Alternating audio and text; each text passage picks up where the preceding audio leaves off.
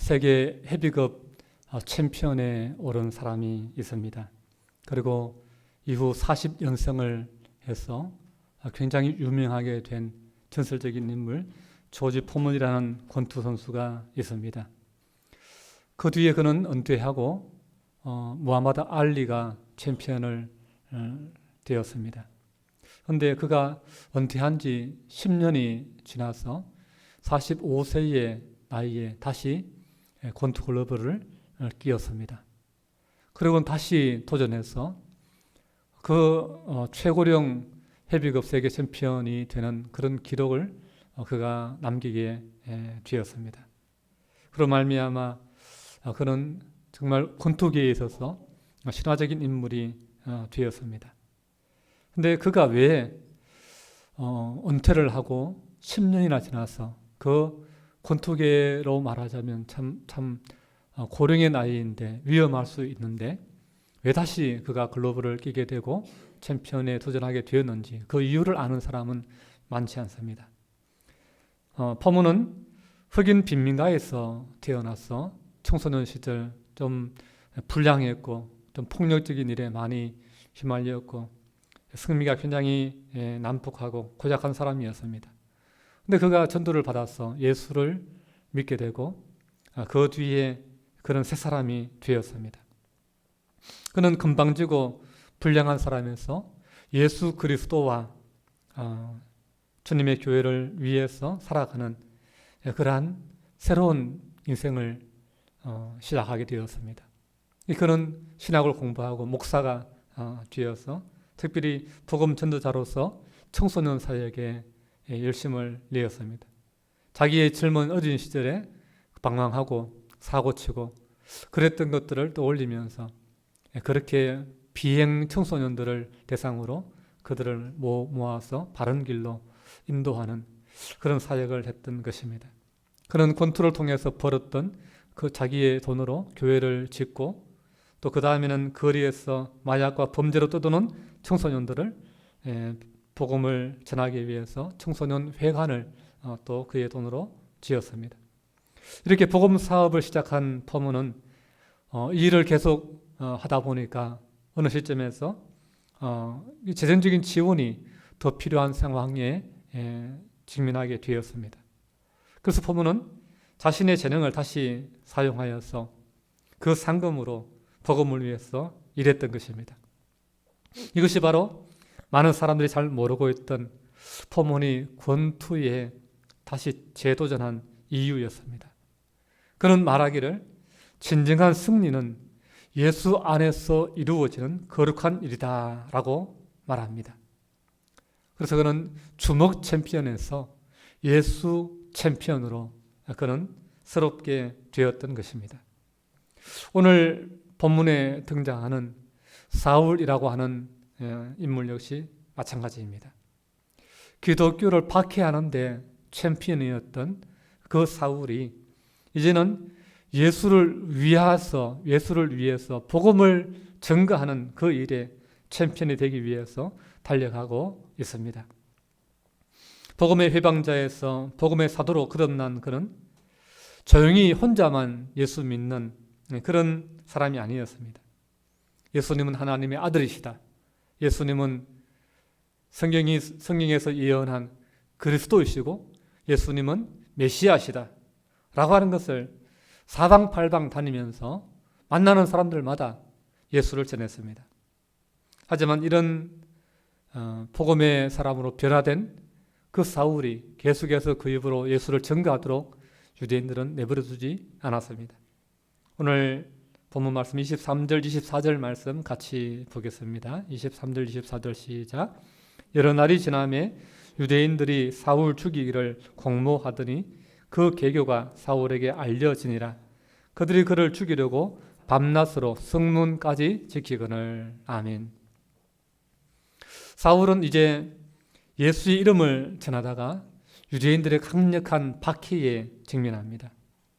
사울은 과거 교회를 박해하던 사냥꾼에서 이제는 쫓기는 사냥감이 되었습니다. 유대인들은 사울을 어떻게 잡아서 죽일지 함께 모여서 음모를 꾸미게 되었습니다.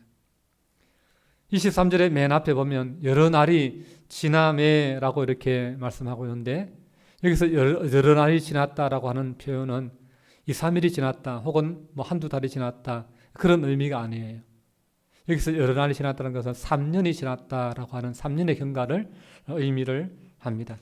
왜냐하면 갈라디아서 1장 17절에 보면은 그 3년의 시간을 사도 바울이 우리에게 이야기해 주고 있기 때문에 그렇습니다. 갈라디아서 1장 17절 말씀 우리 함께 같이 보면 좋겠습니다. 시작. 또 나보다 먼저 사도된 자들을 만나려고 예루살렘으로 가지 아니하고 아라비아로 갔다가 다시 다메섹으로 돌아갔노라. 아라비아로 내려가서 3년을 그곳에 머물다가 그 뒤에 바울이 게바 즉 베드로를 만나려고 예루살렘으로 올라갔고. 아멘. 여기서 말씀을 잘 보시면 이 사울이 다메섹에서 사도들을 만나기 위해서 바로 예루살렘으로 올라간 것이 아니라 그 아라비아로 갔다라고 말씀하고 있습니다. 아라비아로 내려가서 3년을 그곳에서 머물면서 복음 사역을 하다가 다시 이제 게바 즉 베드로를 보기 위해서 예루살렘으로 올라갔던 것이죠. 그 올라가는 길에 다메섹에 들렀다가 올라갔는데, 그 다메섹에 들렀던 그 타이밍에 이제 유대인들이 사울을 죽이려고 했던 것이죠. 그럼 사울이 아라비아로 가서 3년 동안 뭘 했는가? 어떤 사람들은 아마 사울이 회심하고 아라비아로 가서 하나님 앞에 깊이 기도 생활하면서 예수님을 묵상하고 또 예수님과 친밀한 그 교제를 하는 가운데 예수님을 깊이 알고 예수님의 사역을 준비했다, 그렇게 사람들은 생각합니다. 그러나 그렇지 않고 사도 바울은 그 아라비아 사막으로 내려간 것이 아니라, 광야로 내려간 것이 아니라, 여기서 말하는 아라비아는 다메섹 동남부 아라비아 지역에 있는 나바티아 왕국을 말하는 거예요. 나바티아 왕국에 가서 3년 동안 사도 바울은 그곳에서 복음을 전했던 것입니다. 이것이 고린도후서 11장 32절 33절에 나와 있는데 우리 찾아서 한번 같이 화면 보고 같이 읽도록 하겠습니다. 시작. 다메섹에서 아레다 왕의 고관이 나를 잡으려고 다메섹 성을 지켰으나 나는 광주리를 타고 들창문으로 성벽을 내려가 그 손에서 벗어났노라. 아멘. 여기서 나오는 아레다 왕이 바로 아라비아의 나바티아 왕국의 왕인 것입니다. 이 내용이 오늘 본문의 23절에서 25절의 말씀과 겹치는 말씀 내용이지요. 그래서 이 본문의 말씀들과 또 고린도후서 또 갈라디아서의 말씀들을 종합해서 보면은 사울이 다메섹에서 예수님을 만나서 회심하고 그리고 거기서 복음을 전하다가 다시 아라비아로 내려가서 거기서 3년 동안 복음 사역을 하다가 이제 다시 다메섹으로 돌아와서 복음을 전하는데, 그때 나바티아 왕국의 아레다 왕이 이제 다메섹에 거주하는 유대인들과 합작해서 사도 바울을 죽이려고 협력해서 성문을 지키는, 군대를 풀어서 성문을 지키고 있는 그런 모습이었던 것입니다. 오늘 본문 23절에서 25절 말씀 우리 같이 읽겠습니다. 23절에서 25절 말씀 시작. 여러 날이 지나매 유대인들이 사울을 죽이기를 공모하더니 그 계기가 사울에게 알려지니라. 그들이 그를 죽이려고 밤낮으로 성문까지 지키거늘 그의 제자들이 밤에 사울을 광주리에 담아 성벽에서 달아 내리니라. 아멘. 나바티아 왕국의 아레다 왕과 유대인들이 한 마음으로 이 사울을 죽이려고 혈안이 되어 있다는 사실을 이 사울이 정보를 입수하게 됩니다. 얼마나 사울을 죽이려고 노력했는지 다메섹 성문을 밤낮으로 계속해서 지키고 있었다, 그렇게 말씀합니다. 근데 이 사울이 그 죽음의 위기에서 어떻게 벗어날 수 있었느냐? 그것은 바로 사울의 제자들이 사울을 광주리에 담아서 성문 밖으로 줄을 매달아서 내려보냈기 때문에 피할 수 있었다라고 하는 사실입니다. 그러니까 사울의 제자가 있었다라고 하는 것은 상당한 시간이 흘렀다라고 하는 사실을 우리가 짐작해 볼 수 있겠죠. 제자가 하루아침에 생기는 것은 아니지 않습니까? 그러니까 이 3년 기간의 동안에 사울이 전도하고 사울이 가르치고 사울 밑에서 배우던 그런 제자들이 있었던 거예요. 그래서 그 제자들이 사울을 이제 어떻게 해서 간에 이 성을 빠져나가도록 살리려고 했던 것입니다. 그래서 그 사울이 이제 그 다메섹 성을 빠져나가서 이제 예루살렘에 있는 사도들을 만나려고 사도들과 교제를 하려고 이제 예루살렘으로 갑니다. 오늘 보면 26절 말씀 보시기 바랍니다. 26절 말씀 같이 읽습니다. 시작. 사울이 예루살렘에 가서 제자들을 사귀고자 하나 다 두려워하여 그가 제자됨을 믿지 아니하니. 아멘. 예루살렘 교회로 올라갔는데 다 사울을 두려워하면서 의심하는 겁니다. 저 인간이 진짜 예수 믿는 사람이 되었을까? 주님의 제자가 되었을까? 그러면서 의심의 눈초리를 거두지 않습니다. 그러면서 사울이 가까이 오면 다 피하는 거예요. 안 만나는 거예요. 이 상황을 갈라디아서 1장 18절 19절에 보면 이렇게 말씀하고 있습니다. 우리 다시 한번 갈라디아서 1장 18절 19절 말씀 같이 읽습니다. 시작. 그 후 3년 만에 내가 게바를 방문하려고 예루살렘에 올라가서 그와 함께 15일을 머무는 동안 주의 형제 야고보 외에 다른 사도들을 보지 못하였노라. 아멘. 사울이 회심한 후에 아라비아로 내려갔다가 3년 동안 있다가 다시 다메섹을 전도하고 이제 예루살렘으로 올라갔는데 여전히 이 사도들이 사울 만나기를 부담스러워합니다.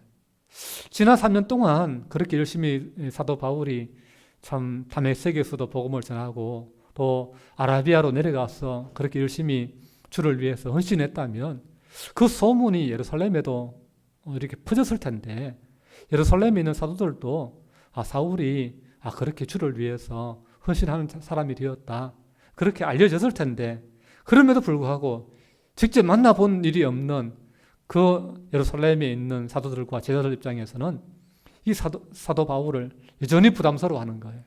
안 만나주는 거예요. 그러니까 베드로만 겨우 보름 동안 이렇게 만나서 하는데 다른 사도들은 만날 수가 없었다 그렇게 이야기합니다. 그 누구 외에? 야고보 외에. 야고보는 예수님 이후에 태어났던 예수님의 형제인 야고보입니다. 그 예수님의 주의 형제 야고보 외에 이 사울을 만나주는 사람이 아무도 없었다라고 하는 것이죠. 왜냐하면 과거 스데반 집사가 순교할 때부터 시작해서 워낙 교회를 박해하고 잔멸하던 그런 악명나 있던 사람이 바로 사울이었기 때문입니다.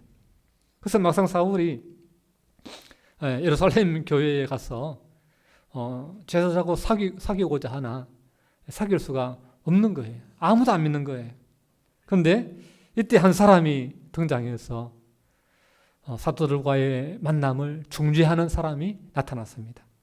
27절 말씀해 보시면 바나바가 데리고 사도들에게 가서 그랬습니다. 바나바가 이 사울을 데리고 가서 사도들에게 어떻게 했느냐? 첫 번째, 그가 길에서 어떻게 주를 보았는지와 둘째, 주께서 그에게 말씀하신 일과 세 번째, 다메섹에서 그가 어떻게 예수의 이름으로 담대히 말하였는지를 전하니라 그랬습니다.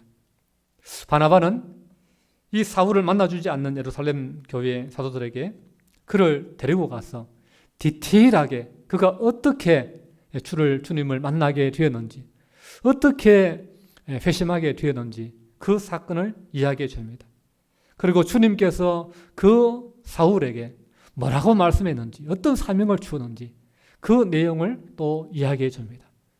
그러고 나서 그가 이제 예수 믿고 난 다음에 주님께로부터 사명 받고 난 다음에 어떻게 복음을 전했는지 어떻게 그동안에 주를 위해서 수고하고 헌신하고 고생했는지 그 모든 이 사울에 대한 모든 부분들을 보정을 하면서 그의 모든 사정들을 상황들을 다 설명을 해주는 겁니다. 여러분 바나바는 원래 본명이 아니에요. 이 바나바의 본명은 원래 요셉입니다. 근데 이 바나바라고 하는 이름은 별명이에요. 별명. 닉네임이라고 이렇게 할 수 있습니다. 근데 본명보다도 이 별명이 더 본명처럼 성경에서 계속해서 이야기하고 있는 것을 보게 됩니다. 본명이 요셉이었다라고 한 번만 딱 이야기하고 그들은 계속 바나바로 이야기합니다. 바나바가 뜻이 뭘까요? 바나바는 구원이자 혹은 위로의 아들이라고 하는 뜻을 가지고 있습니다. 그러니까 어떤 누군가에게 바나바가 늘 이렇게 다가가서 권면하고 또 위로하고 다독이는 그런 일들을 참 잘했던 것 같습니다. 정말 교회를 위해서 자기의 어떤 밭을 팔아서 바쳤던 그 일화도 우리 앞에서 보았습니다. 어쨌든 간에 이 바나바가 하는 말을 사람들은 신뢰했던 것입니다. 얼마나 많은 사람을 위로하고 다녔으면은 본명보다도 위로의 아들 바나바라고 이렇게 아예 그렇게 바꾸어서 불렀겠습니까? 바나바는 예루살렘 모든 사도들과 제자들에게 전폭적인 그러한 신뢰할 만한 그런 사람이었던 것입니다. 그래서 사도 바울이 그 사울이 그렇게 나는 그런 사람이 아니라고 나 좀 만나달라고 나도 주님의 제자라고 나도 주님께 사명 받아서 복음을 위해 일하는 사람이라고 그렇게 이야기해도 아무도 안 믿었는데 바나바가 딱 한마디 하니까 그때부터 이 사울을 신뢰하고 형제로 받아들이고 함께 동역자로 연합하고 포용하게 되는 것입니다. 여기서 우리는 귀중한 교훈을 얻게 됩니다. 한 사람이 하는 그 말의 무게는 그 사람의 삶과 직결된다라고 하는 사실입니다. 평소에 신실한 삶으로 인해서 자기 말에 대하여 타인의 신뢰를 확보하고 있었던 바나바는 자기 주변에 있는 그러한 모든 예루살렘 지자들이 신뢰했고 더불어 주님께서 이 청년 사울을 통해서 어떻게 일하실까 하는 그 기대와 비전을 이 바나바는 볼 수 있었던 것입니다. 하지만 과거에 그랬던 삶으로 인해서 신뢰를 상실한 이 사울은 아무리 바른 말을 이야기하고 사실을 이야기해도 예루살렘의 그 제자들로부터 철저한 불신의 대상으로 전락했다라고 하는 것이죠. 당사자인 사울의 말은 믿지 않으면서 제3자인 바나바의 말만큼은 전폭적으로 신뢰했다는 것은 우리에게 깊은 통찰력을 제공합니다. 한 인간 자체의 무게는 실은 말의 무게로 가름됩니다. 그리고 말의 무게의 경중은 당사자의 삶과 결코 분리되지 않습니다. 나의 배우자가, 나의 자식이, 나의 동료가 내 말을 들어야 할 내 주위 사람들이 내 말을 듣기는커녕 도리어 내 말을 가볍게 여긴다면 그것은 결코 그 사람들을 탓할 일이 아닌 것입니다. 그 사람들이 내 말을 가볍게 여길 수밖에 없도록 그렇게 내가 내 삶을 가볍게 살아왔던 그랬던 나의 삶을 회개해야 되는 것입니다. 사울은 비록 이렇게 시작은 정말 사도들도 믿지 않고 제자들도 믿지 않고 교회의 신뢰를 받지 못했던 그런 초라한 모습으로 참 사역을 제자의 공동체에 합류했지만 그러나 이후에 이 사울은 교회의 전폭적인 신뢰와 지지를 받는 사람이 됩니다. 모든 사도들로부터 모든 제자들로부터 온 교회들로부터 존경과 사랑과 신뢰를 받는 그런 사람으로 변모됩니다. 얼마나 사울이 신실한 사람이 되었는지 예수님조차도 이 사도 바울에 대해서 전폭적으로 주님이 인정해 주시고 주님이 그의 말 한마디 한마디를 정말 무겁고 진실되고 또 힘있게 사용하시는 것을 보게 됩니다. 어느 정도인가 하면은 사도 바울이 교회를 향해서 쓰는 편지가 성경이 되도록 변하지 않는, 바뀔 수 없는, 모든 사람이 읽고 믿을 수 있는, 그대로 순종하고 따라야 될 그런 하나님의 말씀으로, 성경으로 선택되도록 그렇게까지 주님은 사도 바울을 신뢰하시고 또 그렇게 교회의 신뢰를 받도록 그렇게 은혜를 베풀어 주시는 것을 보게 됩니다. 사랑하는 여러분, 그래서 우리의 삶이 먼저 진리 되신 주님 안에서 신뢰를 회복할 수 있어야 될 줄로 믿습니다. 여러분의 삶이 진리 위에서 바르게 세워질 수 있기를 축복합니다. 그래서 바나바로 인해서 진짜 사도 바울이 탄생할 수 있었습니다. 28절 이하에 보면 우리 같이 읽을까요? 28절, 29절 말씀 시작. 사울이 제자들과 함께 있어 예루살렘에 출입하며 또 주 예수의 이름으로 담대히 말하고 헬라파 유대인들과 함께 말하며 변론하니 그 사람들이 죽이려고 힘쓰거늘. 아멘. 이제 사울은 예루살렘 교회 사도들과 함께 교제하고 그들과 함께 예루살렘 성전에서 복음을 전하고 사람들에게 예수 믿으라고, 예수님은 부활하셨다고, 예수님은 우리의 구주가 되신다고, 그렇게 복음을 전하기를 힘쓰는 자가 됩니다. 이 사도 바울의 열심과 이 사도 바울의 열정은 그 누구보다도 강력했습니다. 그 누구보다도 뜨거웠습니다. 그리고 그의 지식과 그의 이 철학적인 그런 변론적인 능력도 얼마나 탁월했는지 그를 당해낼 수 있는 사람이 아무도 없습니다. 그나마 이 말에 있어서 이렇게 상대가 되려고 한다면은 굉장히 이렇게 논리적인 어떤 사고력이 필요합니다. 말을 잘하기 위해서는. 상대를 말로 이기기 위해서는 굉장히 많은 지식과 논리적인 그런 언변이 필요합니다. 그래서 가장 그 당시에 많은 사람들이 배우려고 했던 것이 헬라 철학입니다. 그래서 이 그나마 똑똑하고 그래도 논리적이고 말 잘하는 사람들이 헬라파 유대인들이었습니다. 그러니까 그리스 지역에 헬라 지역에 가서 살아가던 사람들이 돌아와서 예루살렘에 와서 머무는 헬라파 유대인들, 그들은 헬라 철학의 영향을 받았고 거기서 교육을 받았기 때문에 굉장히 이렇게 논리적이고 철학적이고 또 사고력이 뛰어나고 언변이 뛰어납니다. 토론을 많이 하고 말로서 논쟁을 많이 하면서 자랐기 때문에 뛰어나지요. 그 헬라파 유대인들이 이 바울의 상대가 되는 겁니다. 바울의 상대가. 근데 바울이 얼마나 뛰어나냐 하면은 이 헬라 철학을 배운 유대인들조차도 바울에게는 상대가 안 되는 거예요. 왜 그런지 아십니까? 바울도 헬라 출신이거든요. 바울은 헬라에서 가장 철학적으로 유명한 도시가 아테네지요. 근데 아테네 출신은 아니지만은 제2의 아테네라고 불리는 도시가 있었는데 그곳이 바로 다소입니다. 바울은 바로 그 다소 출신이었던 거예요. 그러니까 하나님께서 이 사울을 사용하시기 위해서 모든 것들을 다 이렇게 준비시켜 놓았던 것입니다. 그래서 이 다수에서 나고 자랐던 이 사울, 거기다가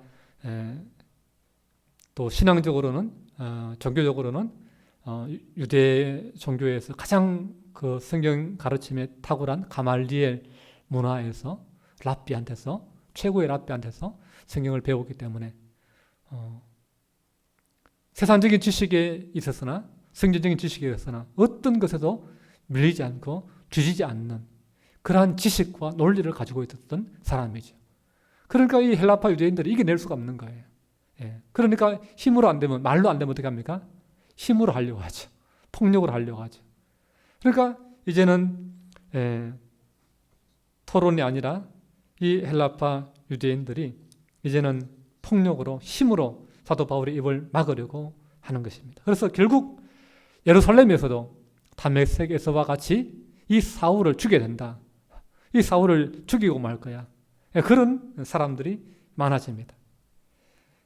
점점 이 사울을 죽이려고 하는 그런 시도들이, 테러의 그러한 시도들이 많아지니까 하는 수 없이 이 사울을 다른 곳으로 피신시켜야 될 상황이 되었습니다. 다메섹에서도 사울을 죽이려고 했죠. 이제는 예루살렘에서도 죽이려고 했죠. 그러니까 마땅히 안전한 피난처가 잘 없습니다.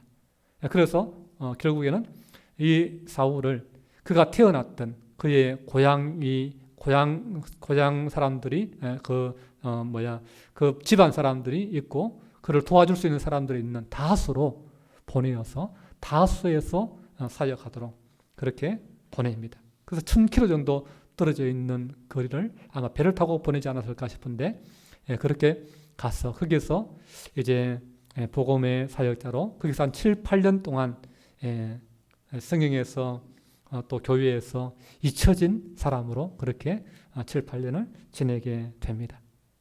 조용히 혼자 거기서 사역하다가 나중에 바나바가 안디옥 지역에 예수 믿는 사람들이 많아져서 지도자가 필요하다.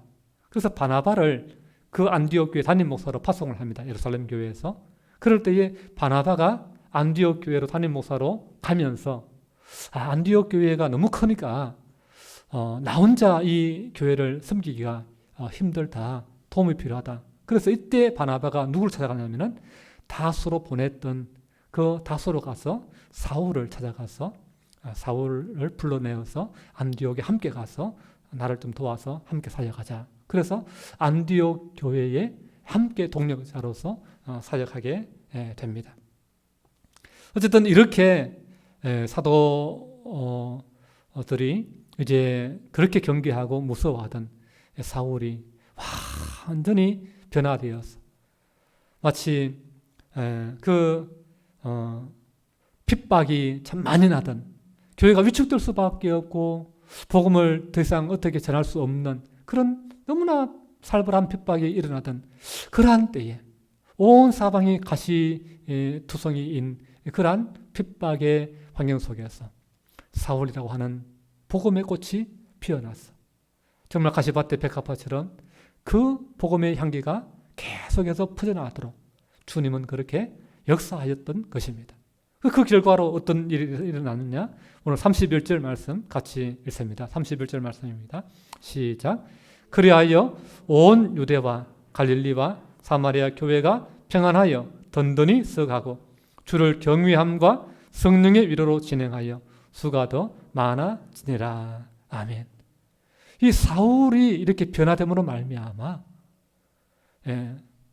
핍박자에서 이제는 복음을 위해서 헌신하고 하나님의 사역자로 복음의 꽃으로 피어나면서 온 유대와 갈릴리와 사마리아 교회가 평안하여 든든히 서가고 그랬습니다. 교회는 어떨 때 든든히 서가느냐? 평안할 때 든든히 서가는 거예요. 서로 싸우고 갈등하고 미워하고 시기하고 그러면 그 교회는 평안하지 않으면요. 교회는 절대 든든하지 않습니다. 갈라져 나가고 서로 갈등하고 예배도 잘 안 드리게 되고 또 갈라지게 되고 그렇습니다. 교회는 평안할 때에 든든히 서가게 되는 것이죠. 그래서 이러한 놀라운 하나님의 은혜가 복음의 역사 가운데에 평안하여 든든히 서가는 그러한 교회들이 되었습니다. 그리고 나아가서 주를 경외함과 성령의 위로가 있었다 그랬습니다. 성령의 위로가 있어서 진행하여서 그 교인의 숫자가 더 많아졌다 그렇게 말씀하고 있습니다. 그래서 박해의 시기에 가장 교회가 어렵고 힘든 시기에 교인이 줄어드는 것이 정상이죠. 배교하는 사람들이 일어나는 것이 정상입니다. 예수 믿으면 손해보고 예수 믿으면 직장 잃고 예수 믿으면 쫓겨나고 그러면은 믿음 약한 사람들은 다 포기합니다. 그렇기 때문에 교인이 줄어들어야 정상입니다. 그런데 오히려 그러한 때에 오히려 주를 경외하는 것이 더 많아지고 성령의 위로가 더해지고 그러면서 숫자가 더 많아지는 그런 역사가 일어났다라고 하는 것이죠. 우리는 결과에만 너무 집중합니다. 와, 예루살렘 교회가 부흥되었대. 성장했대. 근데 그거는 결과죠. 더 중요한 건 뭐예요? 뭐 때문에 성장했느냐? 뭐 때문에 많아졌느냐? 라고 하는 것이죠. 주를 경외하는 사람들이 많아지면서 사울을 그렇게 바꾸어 놓으시는, 사울을 뒤집어 놓으시는 그 하나님의 역사, 예수 그리스도의 부활의 역사를, 부활하신 주님의 역사를 보면서 하나님을 더 경외하게 되는 거예요. 부활하신 예수님을 더 신뢰하고 의지하게 되는 거예요. 그러면서 더욱더 믿음을 거두는 용기를 얻고 굳세게 되는 것입니다.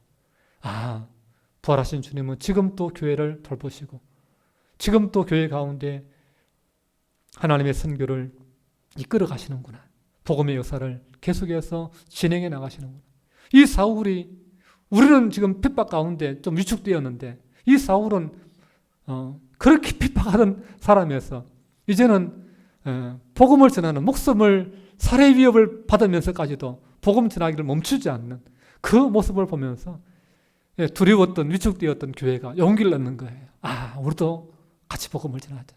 이제 저 사울도 저렇게 하나님께서 사용하시는데 우리도 용기를 내자. 그러면서 성령의 위로가 교회에 더해지고 그러면서 다시금 잃어버렸던 믿음들, 두려워서 숨었던 사람들이 다시금 나오는 거예요. 다시금 교회로 모이는 거예요.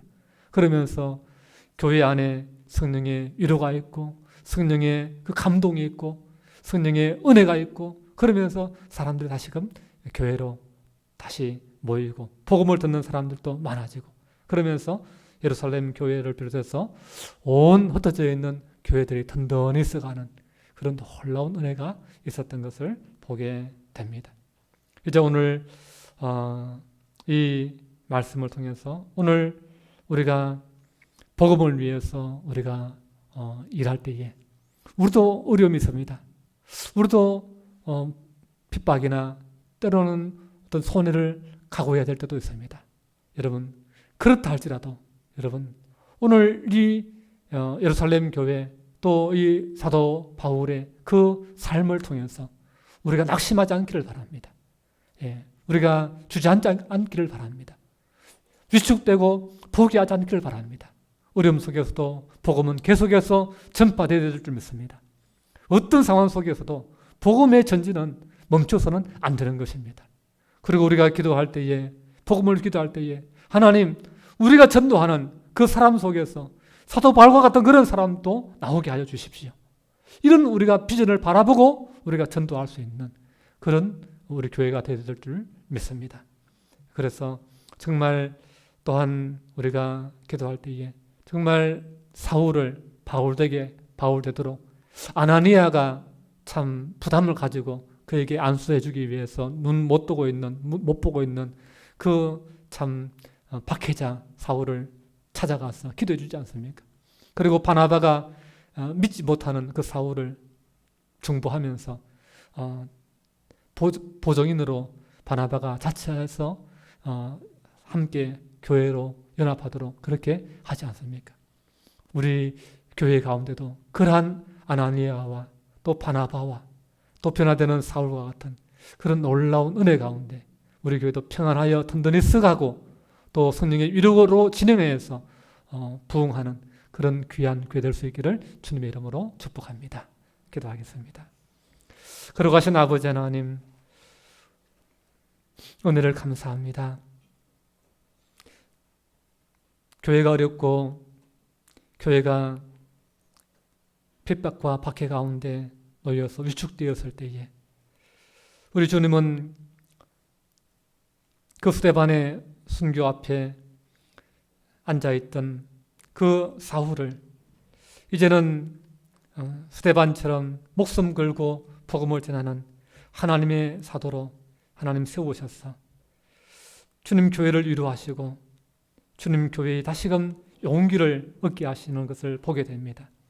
하나님 아버지, 이 예루살렘 교회가 또 초대교회가 그 어려움 속에서 하나님의 일하심, 예수 그리스도께서 살아계셔서 역사하시는 그 놀라운 구원의 역사와 또 복음의 그 사역이 중단되지 않고 힘있게 나아가는 이 역사들을 보면서 오늘 우리들도 용기를 낼 수 있는 그러한 믿음의 사람 되게 도와주시옵소서.